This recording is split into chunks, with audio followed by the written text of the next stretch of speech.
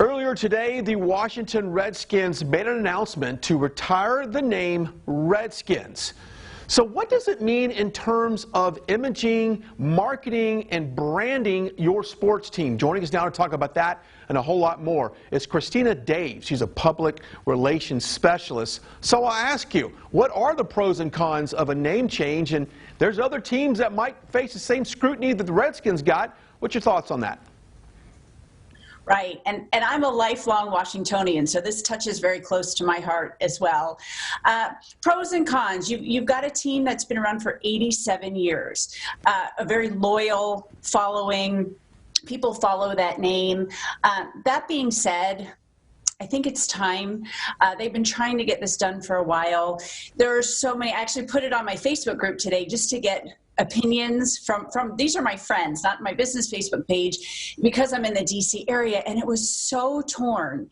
But at the end of the day, big corporations do rebranding all the time.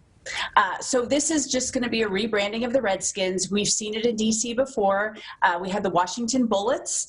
Obviously, for many reasons, that was changed to the Wizards. But we've seen it before. It's happened before. It's not going to end the Redskins franchise. It's just going to change the way we're used to it.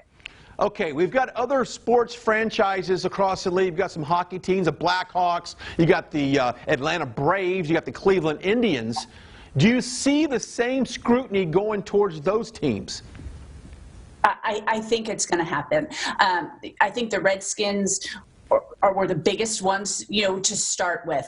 And it came down to sponsorship money. I mean, at the end of the day, it's a business and it's money. And Nike said they're not going to sell their items anymore. FedEx was, talking about pulling out. PepsiCo was talking about pulling out. So that's a big part of it. That's the business of a sports franchise.